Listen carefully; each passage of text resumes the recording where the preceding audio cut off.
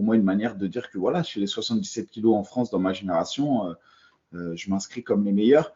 Maintenant, il y a des nouvelles générations, on le voit, qui sont arrivées après moi, comme Abdul aujourd'hui, qui rase tout, qui performe au plus haut niveau. La ceinture intérimaire par contrat moral et mon devoir en tant que combattant de toute manière me poussera à la défendre s'il faut. C'est même pas la défendre, c'est aller chercher la vraie ceinture s'il faudra. Si Abdul n'a pas signé à l'UFC d'ici là, ça sera un gros défi. Ça sera, tout le monde le sait, le niveau d'Abdul, mais moi j'ai peur de personne, j'ai peur d'aucun. Je me fixe, j'ai aucune limite. Jamais Lorraine te dira bah je prends l'intérimaire et en tant que combattant, avec l'esprit de combattant, l'esprit de compétiteur, j'irai affronter Abdul. Jamais. Il esquivera Abdul toute sa vie. D'ailleurs, que quand je gagne, ce soit Messi qui me la mette autour de la taille. je veux que Messi me mette la ceinture autour de la taille. J'ai même le soutien de Benjamin Sarfati. Il m'envoie tout le temps des messages. Il me dit j'espère que tu t'entraînes bien, j'espère que tu vas le gagner, Pépito et tout. Je dis arrête Benjamin, c'est un gars de ta salle et tout.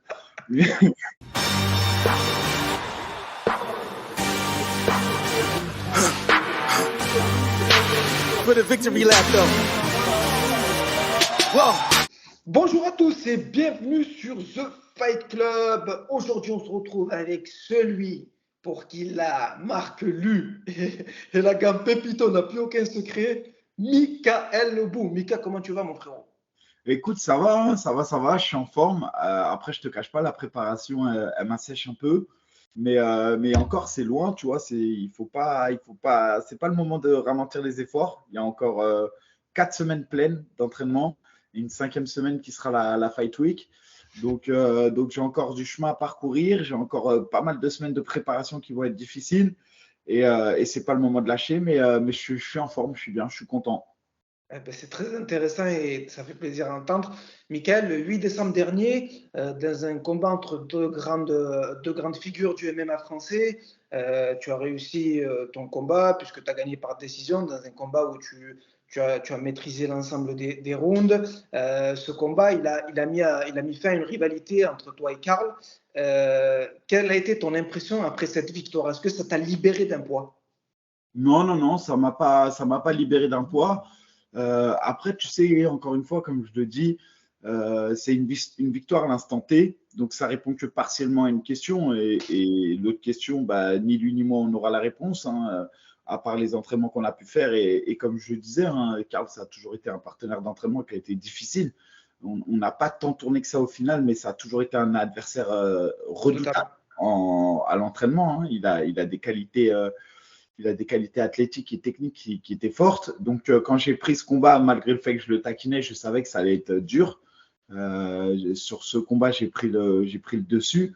J'en suis content. Et oui, pour moi, en tout cas, c'était pour moi une manière de dire que voilà, chez les 77 kilos en France dans ma génération, je m'inscris comme les meilleurs. Maintenant, il y a des nouvelles générations, on le voit, qui sont arrivées après moi, comme Abdul aujourd'hui, qui rase tout, qui performe au plus haut niveau. Mais ce combat, il a surtout permis pour moi de renouer avec la salle. C'est-à-dire que pour moi, il y a eu une sale période. Ça a été le M1 qui fermait la porte. J'ai eu une sale blessure. Derrière, il y a eu le Covid très rapidement. Ensuite, j'ai eu une opération du genou. Ça m'a éloigné un peu de tout ça pendant 3 ans de la cage pratiquement. Derrière, je reviens en short notice sur un combat. Ça se passe pas très bien. Franchement, j'étais à 2 doigts d'arrêter. Et je suis revenu, j'ai remis le pied à l'étrier face à Gabor. Derrière, j'ai recombattu Kevin Ruhart.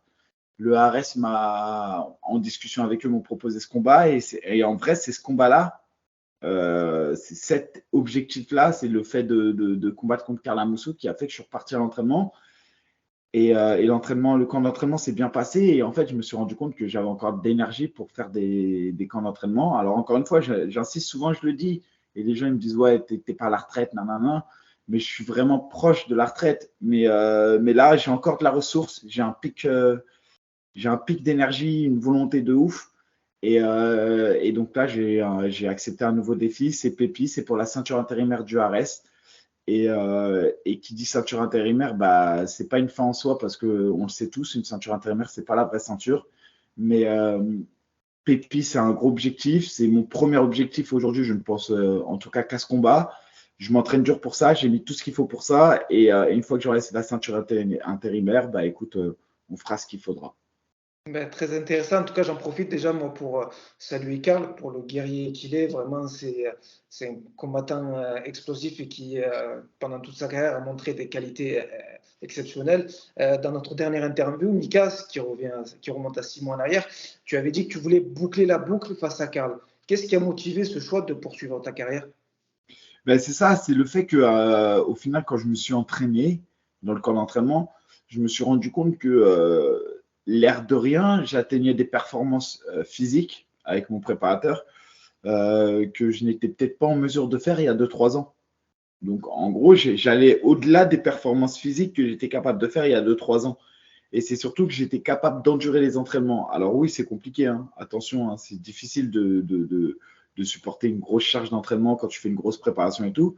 Mais j'ai réussi et j'ai eu cette étincelle qui est revenue, cette flamme, cette envie d'aller combattre, cette envie de repartir à la compétition au plus haut niveau.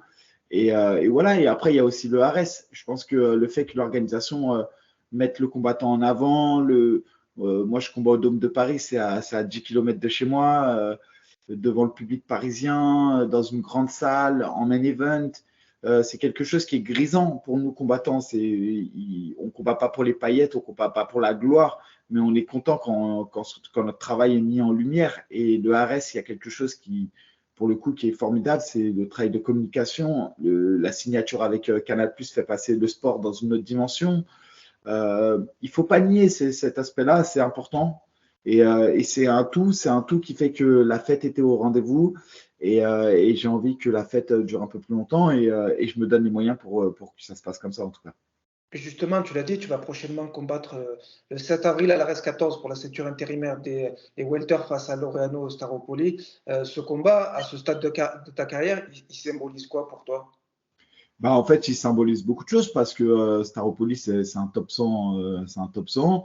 La ceinture va me permettre aussi de peut-être gagner des points. Tu sais, sur Fight Matrix, une ceinture te donne des points et te permet d'aller plus haut. Donc, on n'est pas à l'abri que suite à une victoire sur Staropolis, je rentre 90, 80 mondial à 77 kilos et que je sois juste derrière Abdouragimov. Voilà, après, tu sais, faut pas cracher sur l'avenir. Faut pas cracher sur l'avenir. Aujourd'hui, je suis là, je prends le combat. Moi, ça me permet d'arriver dans des rankings qui sont du très, très, très haut niveau. Aujourd'hui, j'aimerais quand même savoir combien de Français ont réussi à intégrer le top 100 à l'intérieur d'un top 100 d'une KT. Il n'y en a pas beaucoup. Donc voilà, aujourd'hui, c'est des objectifs que je me fixe. J'ai 35 ans, je suis plus tout jeune et je vois que je suis encore là, tu vois, je suis présent. Donc, prenons les combats un par un. Pas de plan sur la comète. Là, comme je t'ai dit, j'ai minimum 2 combats. C'est ce que je me suis engagé avec le RS, en tout cas sur le contrat moral. Je prends la ceinture intérimaire et si je prends la ceinture intérimaire par contrat moral et mon devoir en tant que combattant, de toute manière, me poussera à la défendre s'il faut. C'est même pas la défendre, c'est aller chercher la vraie ceinture s'il faudra. Si Abdul n'a pas signé à l'UFC d'ici là, ça sera un gros défi. Ça sera, tout le monde le sait, le niveau d'Abdul, mais moi, j'ai peur de personne, j'ai peur d'aucun. Je me fixe, j'ai aucune limite. Maintenant, Staropolis, c'est clairement mon objectif. Je souhaite à Abdul d'aller à l'UFC, comme ça me libère la place. Mais s'il faudra, bah, écoute, pourquoi pas affronter Abdul. Voilà. Et c'est pour l'instant les seuls objectifs que je me fixe et je vois pas plus loin que ça pour l'instant. Ben, c'est bien, c'est intéressant parce que tu as une ligne directrice qui est bien claire. Et justement, en parlant de Laureano, moi je l'avais déjà eu en interview, lui il m'avait expliqué de manière très claire son objectif, c'était de prendre la ceinture ARS et de revenir à l'UFC. Toi, ta réponse, enfin, ta réaction à cette déclaration? Non, mais Laureano, déjà, tu le vois dans sa manière de faire. Jamais Laureano te dira je considère que la ceinture du RS est une ceinture intérimaire parce que c'est la réalité. C'est pas une ceinture, c'est pas la réelle, entre guillemets.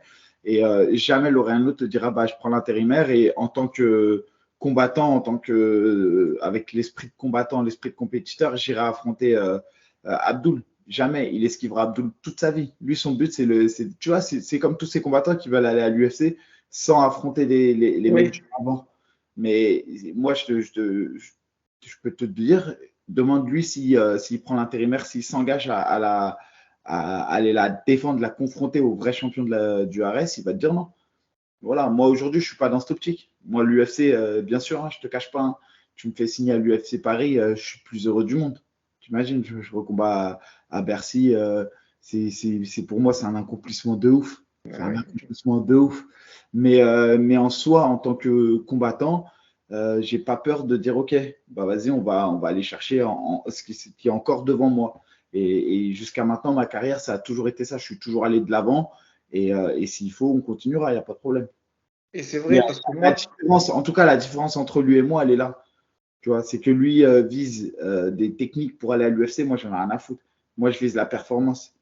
Et je pense que quand tu es un champion dans ta tête, tu vas vers la performance. Tu vas vers l'avant. Tu ne vas pas pour trouver des tactiques, des techniques pour essayer d'aller signer là, là, là. et c'est vrai parce que moi, j'échange beaucoup avec les combattants et quand je leur évoque Michael Lebou, ils me disent tous de manière unanime que tu n'as jamais évité personne et que tu prends n'importe qui et que tu t'es jamais caché derrière certaines personnes. Et c'est intéressant. Et justement, quand toi, tu vois Laureano, quand tu vois ses atouts de combattant, sur quels aspects tu le trouves dangereux? Bon, S'il y a aspect. il a quelque chose. Ce qui est sûr, c'est que je pense qu'il est moins bon. Et ça, je le pense sincèrement, qu'il est moins bon à l'entraînement qu'il ne l'est en combat. Je pense que c'est quelqu'un qui se révèle en combat. Je pense que c'est quelqu'un qui a la grinta, qui a quelque chose en lui qui lâche pas facilement. Je l'ai vu dans ses combats avec l'Italien, par exemple. Je l'ai vu contre Carbous. C'est quelqu'un qui sait aussi adapter un peu son game plan. Il est assez instinctif, il ressent un peu les choses. Maintenant, son atout principal, ça reste le striking. C'est un truc à la shoot au box, un peu. Il vient frapper fort. C'est pas le plus technique de tous. Il n'est pas fluide dans ce qu'il propose. Il n'est pas aérien. Il n'est pas gracieux dans ce qu'il propose, mais c'est vraiment un combattant dans le sens où il essaye de créer du dommage. Il frappe fort. Il a des grosses jambes. Il frappe lourd. Il faudrait que je me méfie des low kicks. Ouais, il n'y a pas de secret de toute manière. Hein. Y a pas, je dévoile rien. Donc, ouais, voilà, je vais être très respectueux de la fougue qu'il est capable de mettre. Je ne vais pas parler d'explosivité parce que je ne le trouve pas très rapide, mais il est capable d'accélérer en tout cas et d'essayer d'aller au bout de ces trucs très en ligne. Donc, voilà, on va être très respectueux de ça. Et puis nous, de notre côté, bah, on va faire ce qu'on sait faire, on va l'user. Hein. Et c'est intéressant ce que tu évoques. Et moi, il y a un aspect sur lequel je voulais discuter avec toi. Moi, je sais que Mika, tu es un passionné de foot, que tu regardes ça de manière assez périodique, de manière très. D'ailleurs, là, en direct, 7-0 pour Liverpool. Justement, tu es en train de suivre Liverpool United, donc qui est en train de prendre à l'international. Mika, on sait que Laureano, c'est un Argentin. Je sais que toi, tu as essuyé pas mal d'insultes sur les réseaux sociaux de la part de sa communauté, enfin, des gens qui le supportent. Quand on sait que la France a perdu contre l'Argentine, quand on est passionné de football, est-ce que ça nous vient à l'esprit de venger la France et les Français? Et c'est la base, les gars. Moi, je veux OARS et j'espère que le ARS va faire le travail. Je veux qu'il y ait Mbappé au ARS, qui soit témoin, qu'on ramène la coupe à la maison. Ramenez Messi et Mbappé, ils jouent tous les deux au PSG. Ramenez-les et on va ramener la coupe à la maison. Et je veux d'ailleurs que quand je gagne, ce soit Messi qui me la mette autour de la taille. je veux que Messi me mette la ceinture autour de la taille. Donc voilà, si les responsables de Ares passent regarder la vidéo, vous avez les revendications de Mika, elles sont pas très exigeantes, donc essayez Ah de faire oui, là, mais regarde, moi, si Pépi gagne, ce qui n'arrivera pas, t'inquiète Mbappé, tu pourras regarder tranquillement, t'inquiète pas, ça n'arrivera pas. Mbappé lui redonnera la ceinture et la mettra autour de sa taille. Si je gagne, ce qui va arriver, Messi va me mettre la ceinture autour de la taille. Voilà. le défi est lancé. Mika, une dernière petite question. Est-ce que toi, autour de toi, quand on sait que ça va être un combat France-Argentine, est-ce que tu sens que la communauté du MMA français est derrière toi et te soutient à 100%? Oui, dans l'ensemble, bien sûr. Dans l'ensemble, il y a plutôt, je le sens, un Team France. Après, là où c'est compliqué pour eux, pour la plupart des amis à moi ou même des gars qui sont avec moi, c'est plus au Factory. Pour eux, c'est délicat parce que ça reste un combattant qui s'entraîne au Factory, même s'il n'est pas là à demeure à temps plein. J'ai des frérots, tu vois, qui m'envoient de la force en privé. Et ça se comprend parce que ils représentent entre guillemets la même team, la même écurie et je les vois mal me dire sur les réseaux, vas-y Frelon, découpe-le, tu vois. Donc ça s'entend, ça se comprend. Après, j'ai même vu des gars qui sont au Factory par exemple et qui reprochent aux médias français de prendre parti. C'est-à-dire qu'il y a des gars qui vont dire aux médias français, ouais, vous êtes pro le bout, je comprends pas. Genre, bah, frérot, en face de moi, j'ai un Argentin, tu vois ce que je veux dire. Mais quand bien même il s'entraîne au Factory, ce que je veux dire, c'est normal pour le coup que les médias français soient Bien derrière sûr. moi. Ça me paraît normal. Oui, Maintenant que ses partenaires d'entraînement ne donnent pas de la force comment dirais-je, en live, je peux comprendre aussi, tu vois. bien sûr. Et après, ça se trouve, ça va dans le deuxième sens, hein. Ça se trouve, tu as des partenaires maintenant qui sont plus proches de lui et qui vis-à-vis de moi, n'osent pas le dire non plus. Oui, oui. Mais voilà, mais j'ai même le soutien de Benjamin Sarfati. Il m'envoie tout le temps des messages. Il me dit, j'espère que tu t'entraînes bien, j'espère que tu vas le gagner, Pépito et tout. Je dis, arrête, Benjamin, c'est un gars de ta salle et tout. Donc, tu vois, j'ai même le soutien du boss. J'ai même- Eh ben, quand on voit tout ce soutien, je pense que tu vas devoir être obligé de réaliser une performance de très haut niveau et de repartir avec la ceinture.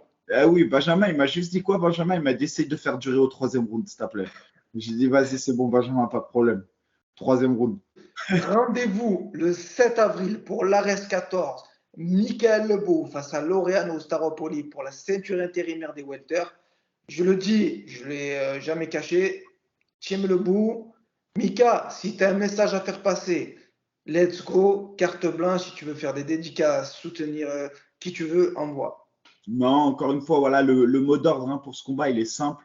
C'est le slogan, on va le faire ensemble. Vraiment, on va le faire ensemble. J'essaye de fédérer un max de personnes autour de moi. Tous ceux qui sont Team France, Team Lebou, bref, tous les acteurs du MMA français, voilà, derrière moi, vous inquiétez pas. On va ramener la coupe à la maison. On va le faire ensemble encore une fois. Ça sera notre victoire, ça sera notre manière de récupérer cette ceinture. Et voilà, et après, bah, j'invite tous ceux qui me suivent à me donner de la force. Franchement, ça compte. J'essaye avec vous, pour ceux qui suivent un peu sur Instagram, j'essaye avec vous de partager chaque semaine des 2 vidéos qui retracent un peu les entraînements que je fais dans la semaine. Voilà, évidemment, c'est pas complet, c'est des petites vidéos courtes qui remontent un peu la douleur d'une préparation. Et j'espère que c'est un format qui vous plaît. Et voilà, en tout cas, j'ai pris la chose très au sérieux. Et le 7 avril, je serai prêt pour cette ceinture et je vous ferai un beau spectacle. Les amis, donnez de la force à Mickaël, allez le soutenir sur les réseaux sociaux, suivez les vidéos qu'il met sur Instagram de manière régulière. Je me régale à les regarder, elles sont courtes mais très intenses. On est vraiment dans les insights de ta préparation, donc c'est top. Mika, force à toi. Rendez-vous le 7 avril, on espère que tu nous feras le show et la performance. Merci beaucoup, Majid.